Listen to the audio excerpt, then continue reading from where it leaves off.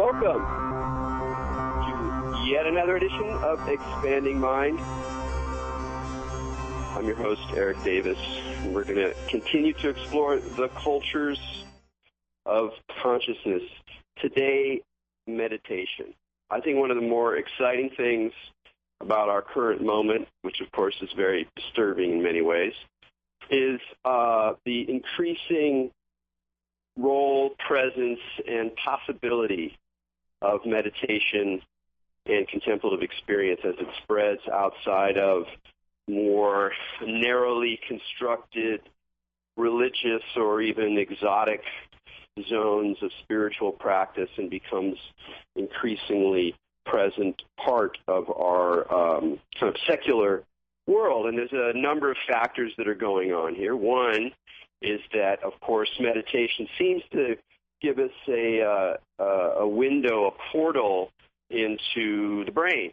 And as we increasingly drill down into the mechanisms that create conscious awareness, that produce our whole sensorium, as neuroscience flexes its muscles and expands its purview to explain what's going on with human beings, which of course is a not unproblematic process. Nonetheless, along the way, they're going to have to start taking altered states increasingly seriously. That's the thing we've talked about a lot here on Expanding Mind, that once you have a kind of neurological focus, even in the most reductive way, you really have to start paying very serious attention to dreams, to extraordinary dreams, to meditation, to profound states of contemplation, to psychedelics, and to a variety of other oddities and paranormal giggles that exist in the spectrum of consciousness. So that's one reason that this stuff is happening. And of course, our tools are getting better and better, which gives us more and more information about the differences that occur in the brain's nervous systems of meditators, giving it more and more solidity as an object of science, something we can say, hey, something's actually happening here. And at the same time, there's a huge cultural transformation as the counterculture characters of the 60s and 70s, grabbed a hold of meditation and all sorts of exotic mystical practices from the East and from magic, et cetera, and the end results of a lot of that has been increasingly secular ways of understanding meditation and yoga and a kind of integration of some of these practices into a much more secular framework. And so meditation itself is starting to drift away from explicitly spiritual practices and into our lives, as they are lived in a kind of more conventional framework and for much larger swaths of the population. Again, a not entirely unproblematic process, and I think we'll be getting to some of these discussions today. I'm really happy that we have a returning guest, Jeff Warren, who we had on a couple of years ago, and a great character and a fun guy to talk to. I first met Jeff around the time that he was writing, and then shortly after he published his book, The Head Trip: Adventures on the Wheel of Consciousness. And I really liked his approach because he's a popular journalist who can write really well, but who also understands science very deeply, but is not completely beholden to the somewhat limited set of assumptions that most science writers have. Most science writers kind of feel like it's their obligation to hold kind of narrow, reductionist, materialist perspectives, and they sort of act as sort of lackeys for scientism in a lot of ways. Jeff does not do that, although he has a pragmatic approach to matters of consciousness, which very much resonates with my own perspective. And it's been thrilling in the last couple of years after writing The Head Trip, which involved some first-person explorations on Jeff's part. He talked about and then subsequently pursued a far more deep and intimate relationship with meditation, something that he hadn't really done so much before, and it's really transformed his work his life, and you can read about some of this stuff in articles he's written for Psychology Tomorrow. We'll give you information about that later on. But I'm particularly interested in his kind of very contemporary twist on the meditation group, the Consciousness Explorers Club, which is a weekly meditation group he leads. And during his, to give you a little sense of his particular twist, during the meetings he wears a pith helmet. And I think that's a wonderful signifier of this new realm we're in, where we're not just in spirituality, but we're not just in the lab either, that we're exploring a new way of understanding and unfolding the consequences of the remarkable states of mind that human beings have at their beck and call, as long as they're willing to do the work. So before we bring Jeff on, of course, Maja Daou, White Witch of Los Angeles. How you doing, Maja?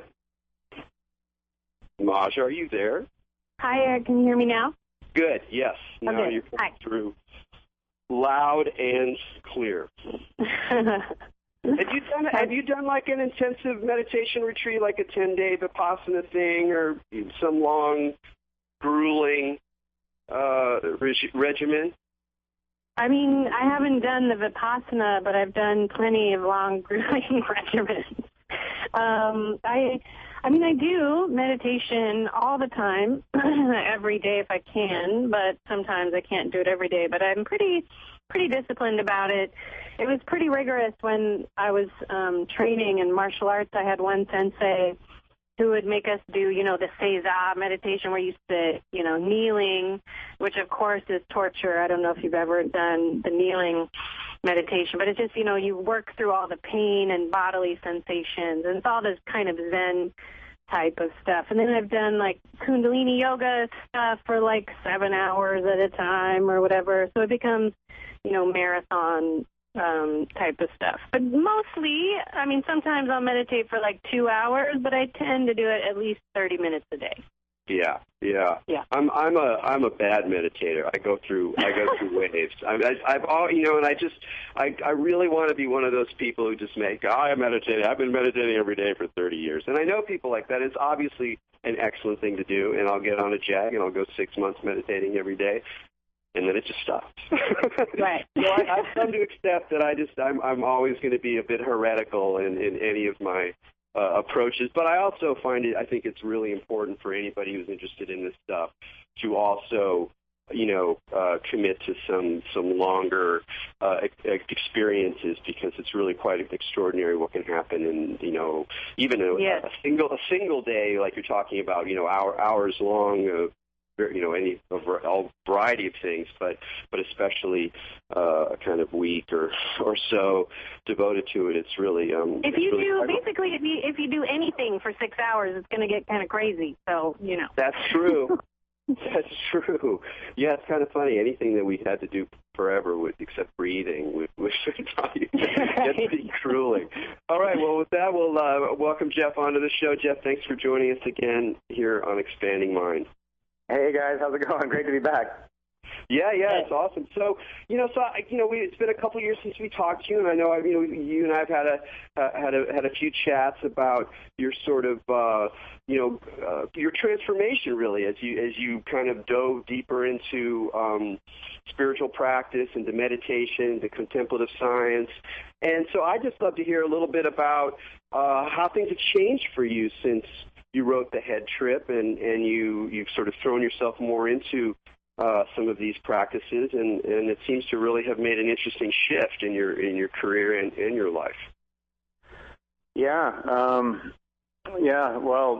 sort of a big question. Or rather, the story is kind of very wide. I started out as being really interested in the mind and its various permutations, and at the time, I really thought neuroscience was going to give me the answers that I was looking for, and it did provide a lot of really interesting perspective.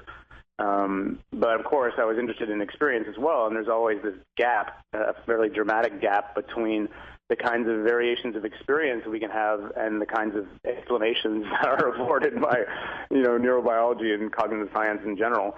And I guess the biggest, most dramatic thing that sort of happened for me, there's sort of different ways of talking about this. There's personal changes, and then there's sort of professional outlook changes. Exactly. So choose one. Right. Well, I mean, just sort of in terms of professionally thinking about the mind, you know, as you get into meditation, you just begin to realize there is this entire ecology of experiences that are very profound, that are very, there's a huge variation in them, although there's also the question of what is universal and what is distinct is a big one we can talk about more in a moment.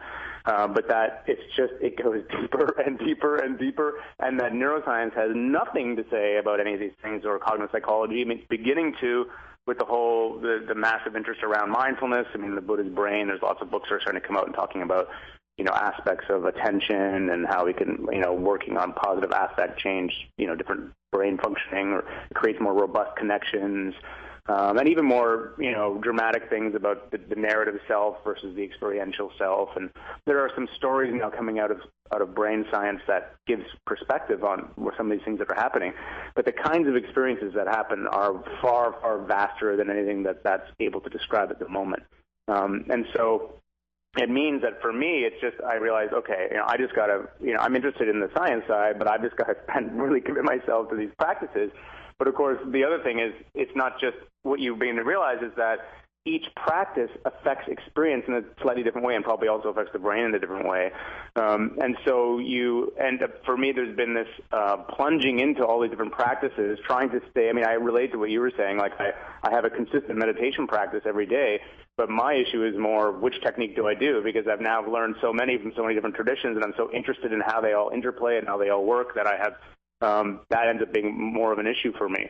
But anyway, in terms of personally, it just, you know, I had been, I mean, the head trip, without realizing it, was a kind of a quest book. You know, I was sort of I was a seeker without knowing what it meant to be a seeker. I was a sort of seeker in a sort of psychological or scientific framework. And then as I got into the meditation, I began to realize that the big issue in my life was that I didn't really have what I felt was an intimate relationship with sort of the ground, or whatever you want to call it, the source. And as I got into meditation, I began to develop this quality of intimacy that I didn't even know was possible before. And it just continued to deepen. But then it also changed in interesting ways. I mean, one of the narratives about meditation is that it's just it's this perfectly linear, happy story of, you know, just getting to one deeper, more delicious landmark after another. But of course, the reality of meditation is a little different than that. As you begin to sort of exfoliate through the layers of your experience, all kinds of things come up, all kinds of reorientations and breaks in a way that need to be reintegrated. And so I actually went through the meditation periods of a couple of years of real difficulty that I don't know 100% that it was all meditation, but I know meditation played a part in it. And eventually, when I worked through that, I ended up in a much deeper and sort of more integrated place, sort of like I am now.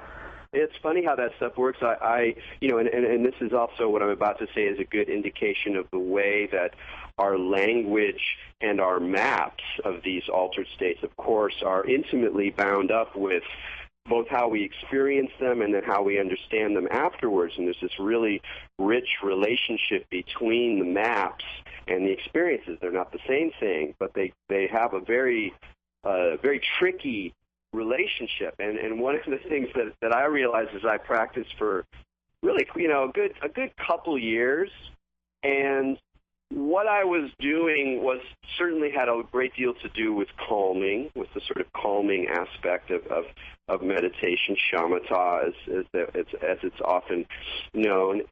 But in retrospect, I realized that there was a certain place where what I was kind of actually doing on top of that, or more intensely through that, was putting myself in what I would call a trance or a hypnotic state. Now, the relationship between trance and hypnotism and what we mean by meditation is a very tricky question in terms of whether you're going to approach it from a cognitive psychological perspective or even in terms of spiritual phenomenology. And it was funny because it was a very important part of my education in meditation, and it brought me to some profound and also some very terrifying places, because things got pretty weird on the other side of that hypnotic trance. And then now it's very clear to me how that's a dimension of possibility within the meditative state, but it's not really the direction of real integration in my own kind of practice. So what seemed like I was getting more and deeper and more intimate and more pure down to the source was kind of like going into a weird, quasi-dream world that in the end looks more like a cul-de-sac. So it's a really quite a complicated kind of, map or itinerary that one ends up going down. Oh, yeah. You said it, man. I can't. It's like, it is unbelievable. And there's so, if I had to loosely kind of, God, how could I even begin to create the number of baskets for this? But at least like talking, say, within a Buddhist framework, just to even narrow it down to that. And already that is just like, as you know, an endless multiplicity of approaches where even one monastery, one hill over says, oh, those guys don't know what they're talking about. This is the real way in which it works. You've got this, even within Buddha, you've got this incredible richness. So not even looking at Hinduism and shamanic approaches and or Abrahamic approaches and so on, or like the New Age, which is a giant kind of like eclectic bazaar of people, approaching these things with their own kind of flavors of subjectivity and experience and integrating weird healing practices and it's just like endlessly complex. But at least within Buddhism, you can I kind of see three baskets. It's often described there are two primary kinds of paths. The jhana path, the path of concentration, where the shamatha, where you're developing more stability of attention and you're entering into more and more tranquil places. And hopefully that's accompanied by a kind of clarity, although one of the dangers in the shamatha path is that you end up getting the tranquility and it comes with a kind of dullness and you don't get the sharpness of attention that is where real insight comes out of. Although having said that, there's a gigantic controversy sort of in the Buddhist world around shamatha and can it really lead to, no self and da-da-da-da-da. No, you need insight. There's this whole back and forth. I don't have the experience to speak, with any knowledge about what there's probably both are true in some ways. There's things that are going on there that are really interesting. Having said there's the shamatha, then there's the insight, the path of insight, which of course is sort of using the own objects of your awareness, not so much trying to get one pointed with a single object, a breath, whatever. This is more understanding the larger dynamic of mind and then beginning to sort of, you're bringing this kind of very clear awareness onto that, and eventually it kind of things begin to sort of shiver apart. And I can talk more about that process. But in both of those things, you can enter into what you almost might call a third basket, and that is what you and I have talked about before, but this is what one of my teachers, Shinzen Young, calls the intermediate realm or intermediate zone, which is an idea I think he listed from Sri Aurobindo. And that's this notion that below surface consciousness, as you begin to delve deep, yet before you kind of reach the source, although that's an unwieldy metaphor because, of course, the source is infusing everything. But as you begin to move sort of down through the atmospheres, if you will, of the fathoms of the mind, you enter into these strange places where where the difference between it's very hard to know what's real, what's not real. This is where you encounter entities and powers and all the weird shit basically that you hear about in the New Age and other places besides. You can get into that space. And the issue there is it's very easy to be enchanted with what you find in there, and instead of going vertically down towards whatever you want to call the source, but the idea is that you're growing in presence and potentially compassion if you have an ethical dimension to your training. Instead of that vertical descent, where whatever happens, you're just looking through it and you're using the kind of the Vipassana technique of just recognizing that is what it is, just notice it, sort of bear attention. Instead of doing that, you begin to get enchanted with it, and you don't end up moving closer to true freedom, but you end up enchanted in this middle ground. It's like you take a left turn in there, and you're just moving parallel to the surface rather of consciousness now, but you're not getting any closer to the ground, just in this middle space. Go ahead. Well, I remember very much when I listened to some material from Shinzen Young, and he talked about that space, and he talked about it as a realm of power.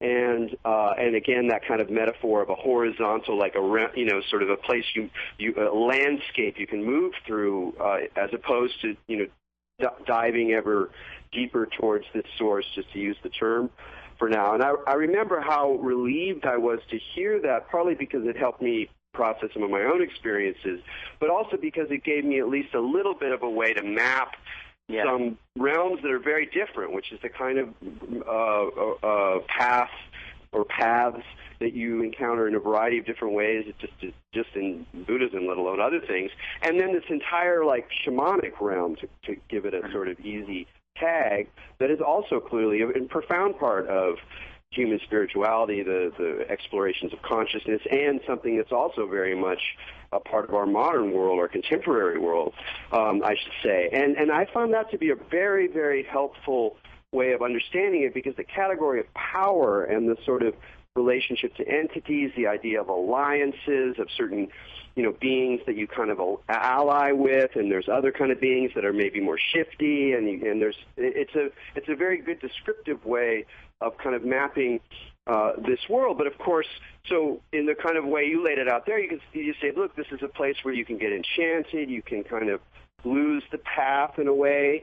And then, of course, from another perspective, as you well know, some people go, no, that's the place to be. That's where you're going to find healing. That's where you're going to find, a deeper wovenness with organic reality. That's where that's how nature's speaking to us now. Whether through ayahuasca or through the call of these kind of sort of more like dreamlike or new age experiences. And then that brings me to my question for you now, which you mentioned, you alluded to earlier about all these maps, all these practices, and now there you find yourself with the one life you get to lead, and your desire to go deeper, farther, more intimate, and yet you're faced, like all of us, but many people who get fascinated with this stuff, they're kind of overwhelmed by the possibilities.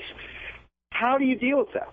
How do you think about that? How do we organize that particular challenge that obviously sticking with something for years is, a golden road to maturation, and yet we're also overwhelmed in this kind of postmodern way with possibilities, practices, different models, different descriptions of what it means, different guys saying, when you get to this place, it's better to go this way. No, it's better to go that way. Like you say, the Buddhists... it's important to notice, too, though, Eric, that there are consistencies. I mean, it's not all different, right? I mean, what I trip out on is that, people have different opinions about what you do, but then if you look at the descriptions of the place and, like you said, the entities and the dudes that are there, I mean, those are the archetypes, right? And they'll have different names and stuff, but if you look at, what they're describing, I mean, the bardo is the same as how a shaman describes it, is the same as how,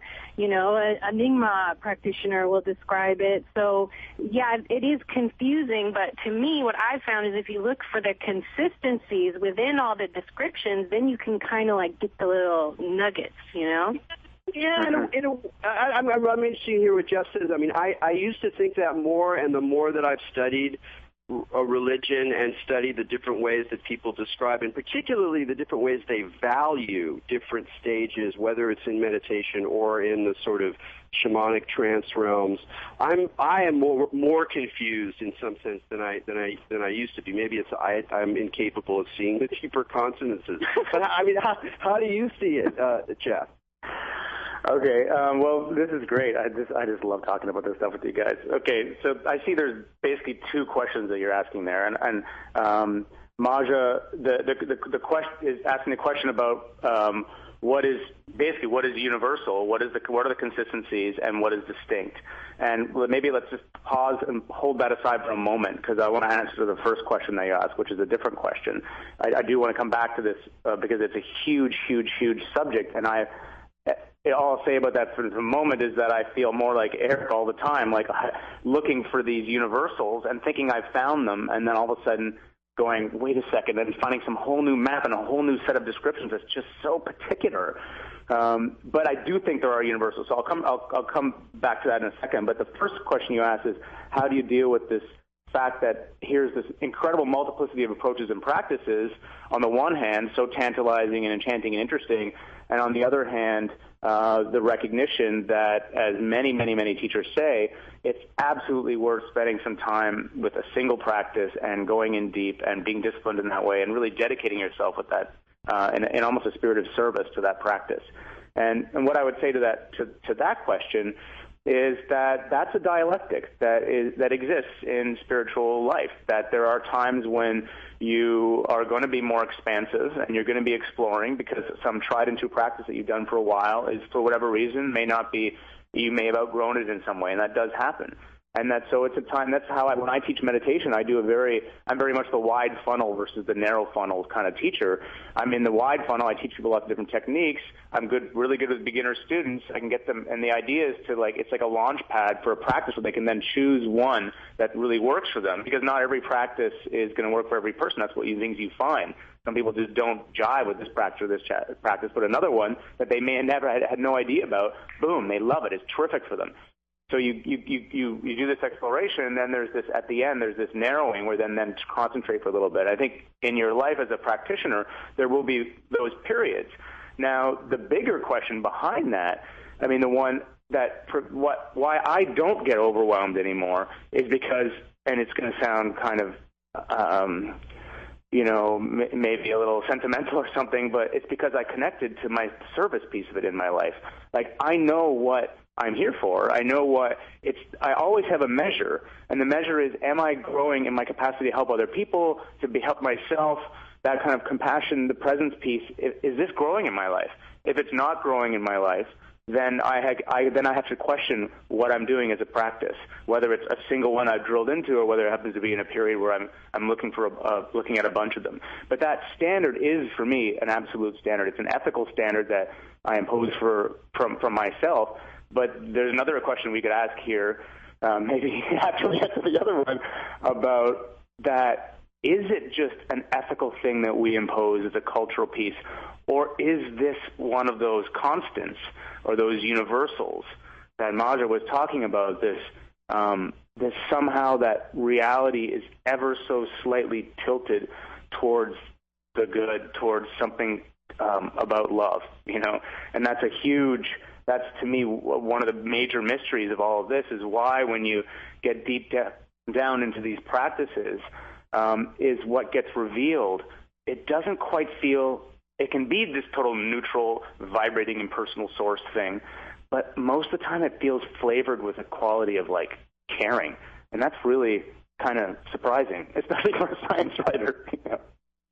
Yeah, and that's a remarkable question as well. I mean, I know you and I we had an email exchange about it, because at some point I started to go,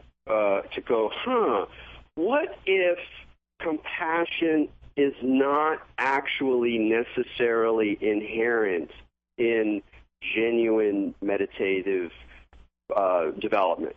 And I was like, and so I started to become interested in looking for accounts and looking for people's personal experiences that seem to suggest that something like that may be the case, or at least that, and this is a better way of saying it, not that it's a mode of not caring at all, or there's not a compassionate element to the experiences, but there are also places where the very demands of the path that at least one finds oneself on is to radically undermine a lot of those ideas that compassion rests upon, and that's part of what gets dissolved. And of course, then it's like a very scary place. So maybe these paths are very gingerly and setting up people so that they can avoid some of the really scary, lonely, maybe even nihilistic aspects of insight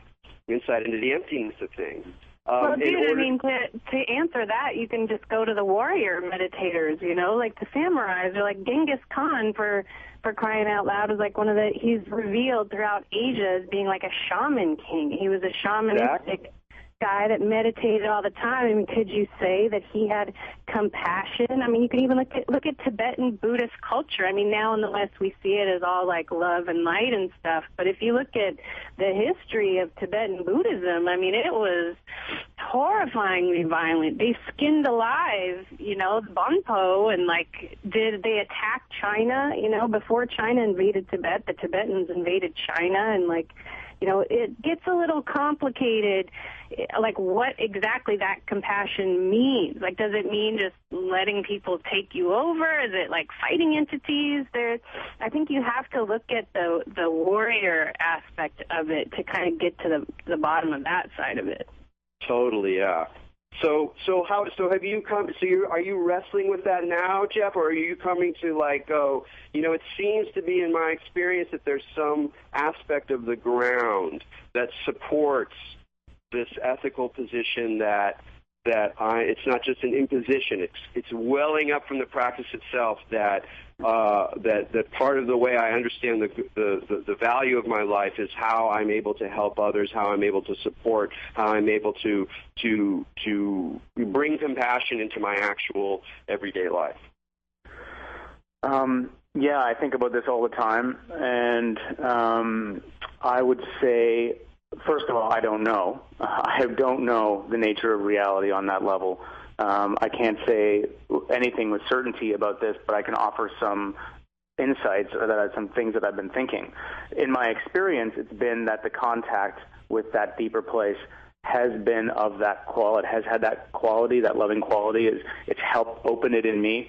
I also don't care if it's there when I find it or if I'm deliberately bringing to it. I know for me, ethically in my life, I want that to be a part of it. So I have no problem introducing some deliberate cultural conditioning and sculpting as far as that goes. And most Buddhist paths are the same way, not all of them. I mean, certainly in Tibet, there's an incredibly strong ethical component to the training. That whole compassion piece is right there from the very beginning. And in fact, in Buddhism, and when you look at the big picture of Buddhism, it's often talked about as three trainings. There's the concentration training, there's the insight training. Both of these trainings can be mastered. You can go all the way to the bottom of the formless realms and the jhanas.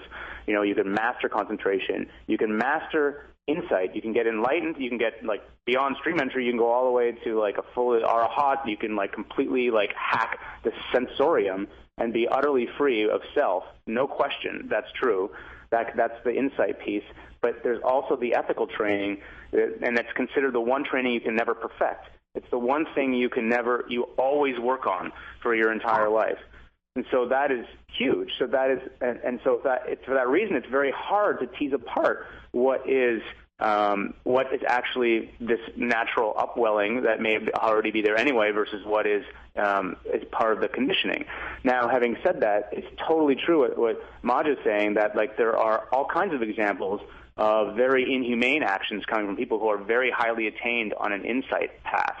And I mean, the classic example that's often described are within the Zen tradition in Japan during the Second World War. There were Zen teachers who were very actively encouraging their people that they had, influence with to go out to fight, to kill. I mean, there's always been there's an undercurrent of savagery and violence even in the meditation and monastic world. That's very much part of the human thing. So the question there is, well, so here's the thing. This is where it gets so freaking interesting. If you only pursue a path of insight, basically what seems to be happening is you're paradoxically in some ways becoming more human, but you're also very much getting rid of your humanity in a sense. You can say you're shedding it. You're becoming more impersonal in the sense that you are less contracted around a sense of self. You are more like a piece of vibrating cosmic rock. You don't feel yourself to be separate anymore. Is this how it's described? And that's one of my main projects the past 8 years, is trying to figure out what the hell enlightenment is and how can I triangulate it on what's going on here from all these perspectives. But there's this quality of impersonalness that comes in where you're just expressing this, you're just the expression of the universe vibrating, doing its thing.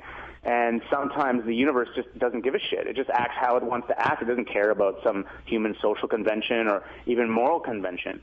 And in that description, that's a world, that's a universe where there is no morality. It's just the universe of the scientist. It's neutral. It's doing its thing. But now you can describe that, and you can describe that as a reason why certain teachers go off the deep end end up acting, they may have incredible insight in that they're technically enlightened and that they don't have the sense of self, if you want to look at enlightenment as that aspect, and there's many aspects to it, but yet they can act in a way that clearly is not showing compassion, or seems to be not showing compassion, although who knows what is going on in their experience, but it seems like from their actions it's not compassionate. And so you've got this, that's definitely true, you know.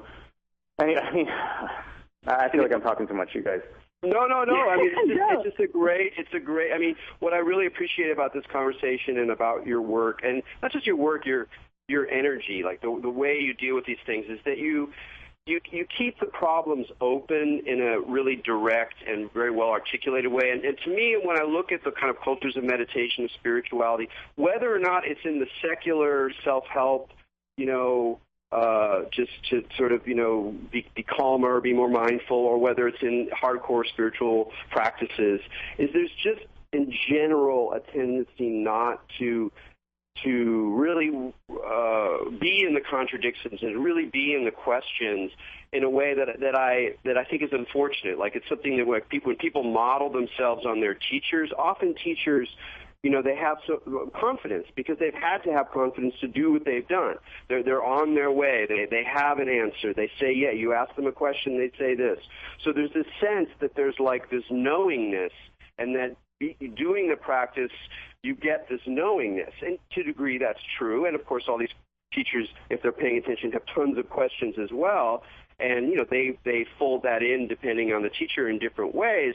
But I just think it's really important. It's a really crucial part of our practice now as whatever spiritual cognitive explorers at this moment in history, to keep these questions, you know, open and difficult and painful. But just to take advantage of the fact that I'm talking right now, we have to take a break here, and we'll be right back with this wonderful conversation. You're listening to Expanding Mind with Erik Davis and Maja Daou. We're talking with Jeff Warren, and we'll be right back.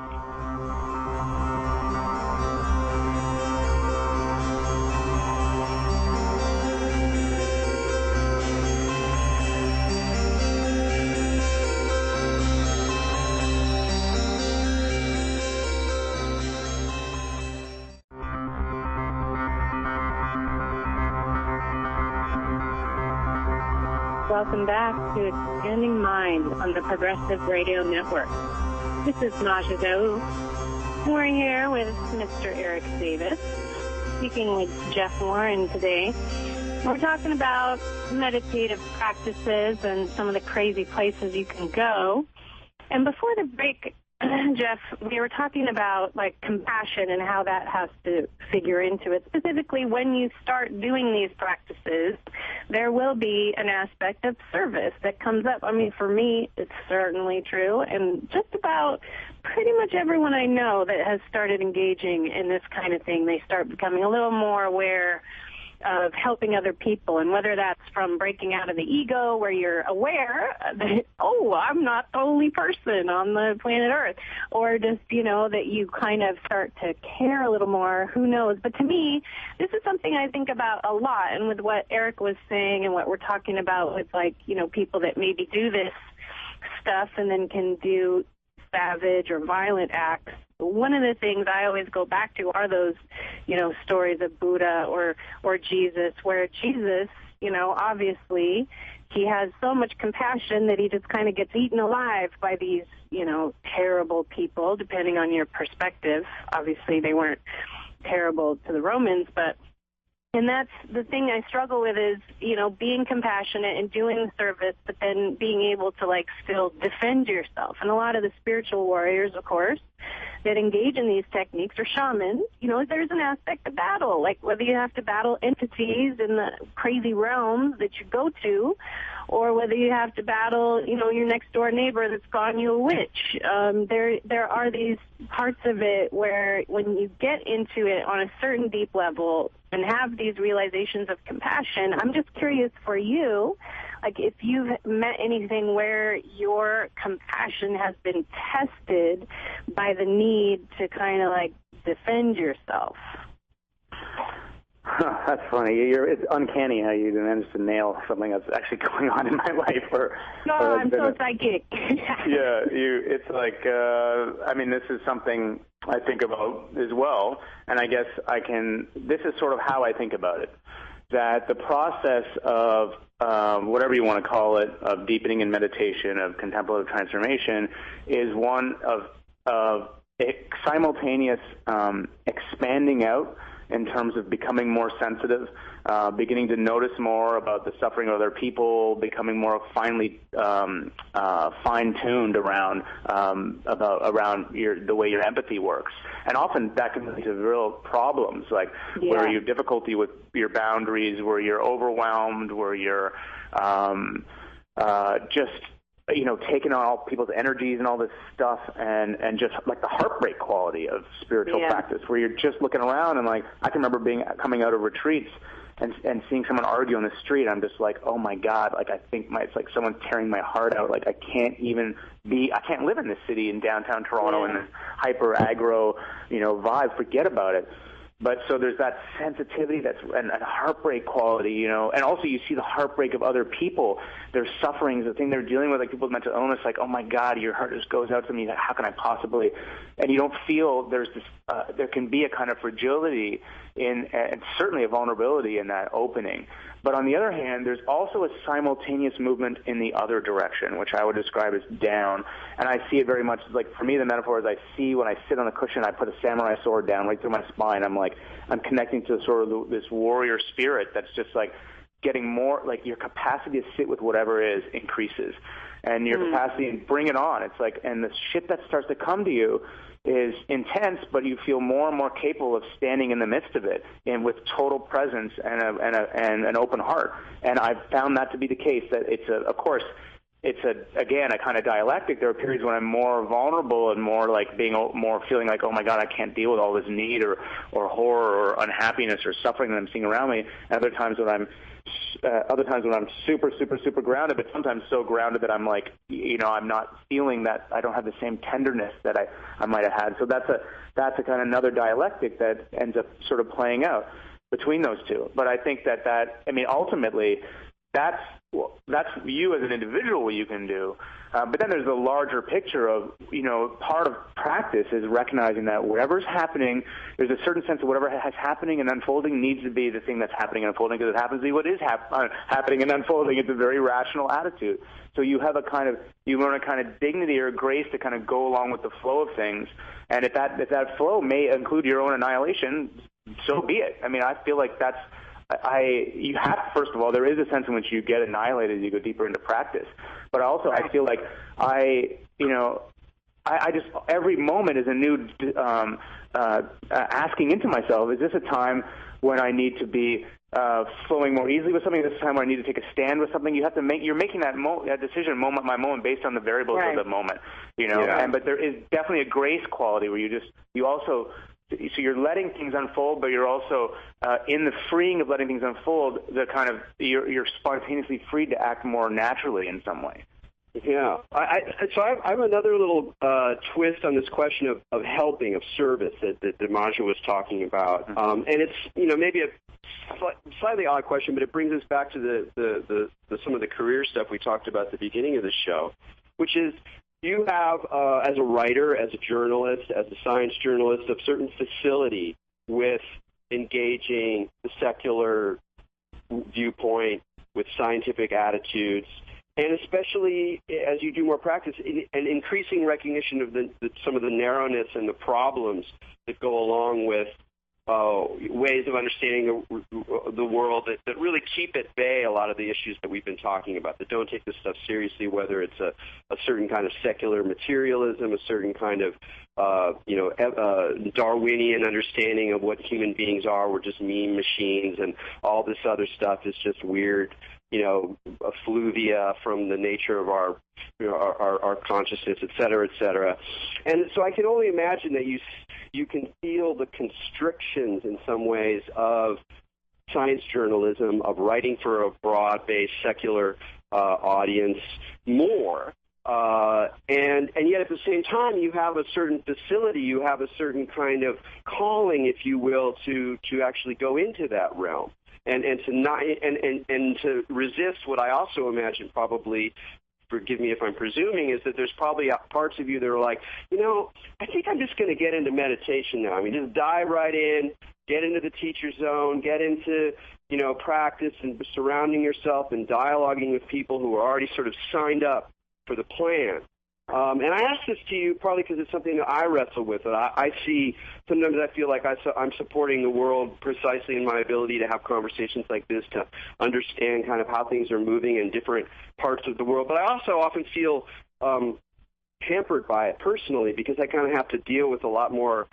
I mean, I kind of want to just go and like, hey, can I just do my practice now and just get into like, you know, nurturing my flame and seeing where that takes me. But I also feel kind of called to be in this larger, confusing, chaotic, depressing, secular conversation. And so I'm really interested personally as well as intellectually about how you are navigating that zone as you go deeper into your practice. That's a great question. Yeah, I'm okay. I've definitely felt that sometimes as I've gone in and just gone, oh my God, how am I going to explain this? Like, I don't even want to, and just exactly like that, I'm so tired of just living in the robot world, you know. I don't want to just talk more about robots to other robots, not to be to this, you know, it's like, but people who are incapable of entertaining a broader perspective, who don't have the humility of what I see as a true scientific perspective. But I mean, and saying that, that's also my answer, is that my view of science is just the movement of humanity into knowledge. You know, and you move into that knowledge based on the tools that you have, based on the conditioning, based on the history that you have, and the kind of evidence you're allowed to gather. And right now, I think it's a very exciting time for science, because science is at the very first stages, as you actually said in your intro, of beginning to recognize that, wait a second, there's a whole other kind of evidence that we've never really gathered before. What will it mean to begin to take that seriously? And so I see my role as being someone who's trying to shepherd in that moment. And I just see it as a kind of, and my attitude is I just see it as being play. Like, okay, I just have to play with this. I have to recognize there's going to be people who are going to be really threatened by the things that I might have to say. But if I can do it in this good-natured, kind of playful way, I can make it humorous, make it light. You know, I can have an effect, you know, in some way. And I'm excited by how this, like, exactly what you said. I mean, you have this, first, the material world becoming, sorry, that's my call waiting. We'll just ignore that. The material world becoming increasingly complex in every direction. And that's, so science is crazy deepening in its complexity, realizing it's deep not just in kind of reductive mechanical ways, but that it's deep in process, and that there's these emergent levels of organization, systems theory, and that stuff. But now all of a sudden opening up this idea that maybe it's infinite in the other direction as well. Inside, that there's this infinite range of human experiences that is going to have to begin to be described in some way that has rigor, and there's a real value for doing that, which we can talk about in a second. If actually, yeah, I mean, that's a big thing to talk about. How. Well, and that's the main thing, is that why that it exists to me. And like, I'm more excited, not that, you know, neuroscientists are going to be doing all this research and finding out all this evidence, but rather if like even one of them can be like, oh, why does the brain have mechanical mechanisms for this to even occur? Yeah. Right? I mean, like, totally. Why are those not even trying to explain them, or say like, oh, well, this does this because this chemical goes. But if they, right. I'm just always shocked that they're not like, oh, well, what would that be for? Like, why would an organism have that capacity? And I think once they start asking that question, they'll stop dinking around with all these tests and actually get into something like you're talking about, you know? Totally. Well, I mean, I love that point, and I would say there's two levels that we're talking about here. There's level one, which is the more mundane level in a way, is, wow, when we begin to take all these experiences seriously, we'll learn so much about the brain. It's like a neuroscience story. But that's the mundane compared to level two is we're talking about reality. And it's not, and that's the big, this is exactly the same thing that happens if you look at, say, enlightenment as this phenomenon that happens to people, there is a way in which you could say, okay, yes, what's happening is as you increase in perceptual clarity, you begin to see more deeply into the vibrating sensorium, and you begin to hack that sensorium, and ultimately there's a figure ground reversal, and the sensorium collapses, and you no longer feel yourself to be separate, and you could describe it all in some cognitive, psychological, neurobiological way, and that will still blow the fucking minds of 99.9% of scientists because it's pretty insane, and the fact especially that it leads to such a lack of suffering, apparently. But the even bigger question, which I can barely even be, for me, it's like I know that's where my career is going to go towards trying to talk about that in some way in like 20 years when I'm 100 times smarter, and that is that it's not just that that's not the only thing that happens.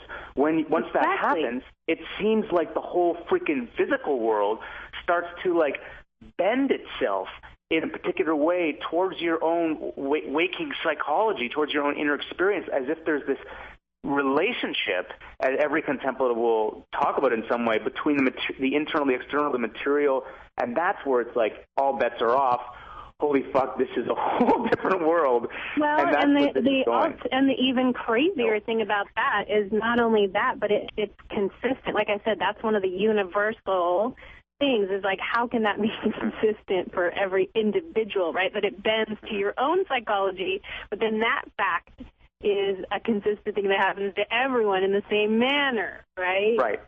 And the way the scientist explains it away right now, if they had to, they wouldn't very often be in a position where they didn't have to defend such an outrageous belief, but if they were, they would say, well, it's because of your own openness makes it seem that way. You just have such a more easygoingness to reality. Part of that easygoingness is interpreting reality as being kind of on your side. You can make all kinds of arguments from a cognitive, a psychological, behavioral side about priming and bias and blah, blah, blah, blah, blah.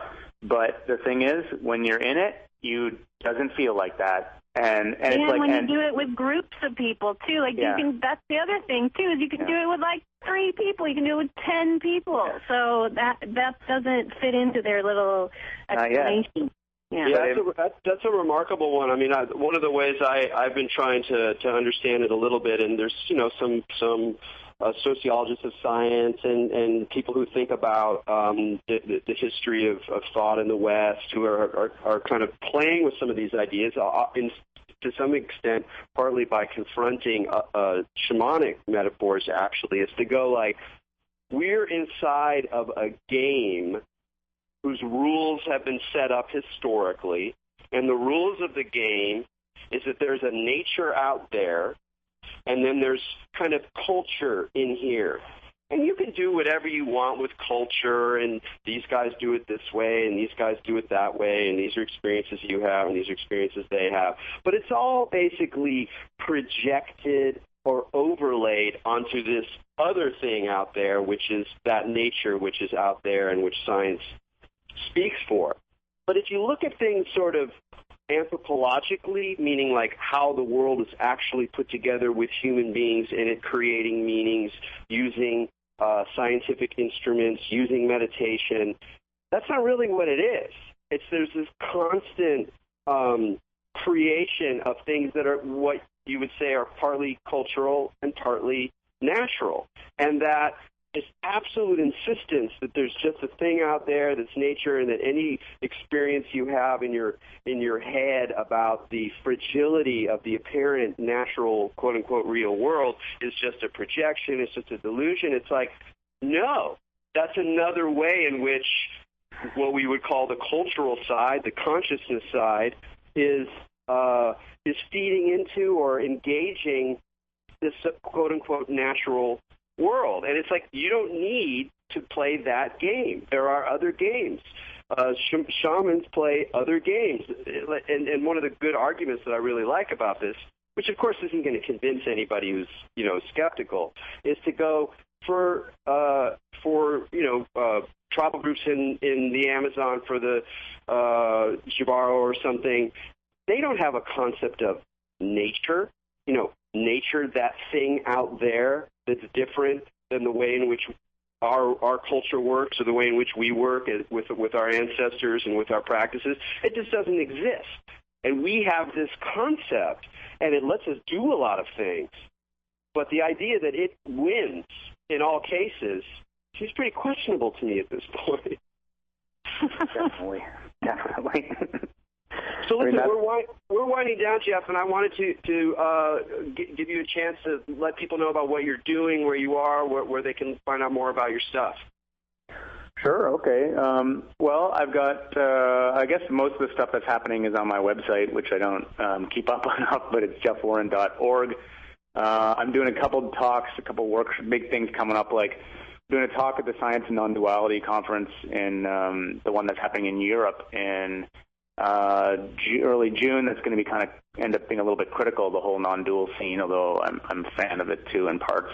And then I'm doing a workshop for a week with a guy named Paul Wapner and maybe David Abram again and Nicole Salembe, and it's basically called, it's a Temple to Environmental Workshop. So the idea is that to take a bunch of professors who come from all over North America and the world, actually, and to sort of provide a kind of curriculum over 1 week at the Lama Foundation where they can deepen perspectives on their environmental perspectives and help support them in their own ability to do the work. So it's like there's meditation, there's sort of like nature practices, there's art, and so I do the sort of meditation component. So that's a couple things coming up. And then if people are in the Toronto area or whatever, just drop me an email if they want to come along to one of the Consciousness Explorers Club weekly. We do both the sit, and then we actually have the dance party tonight. Once a month we do a dance party with like the sickest music. Great. Well, Jeff, thanks a lot for being with us. We got to go now. So from me and Majid Ali out there, keep your minds open.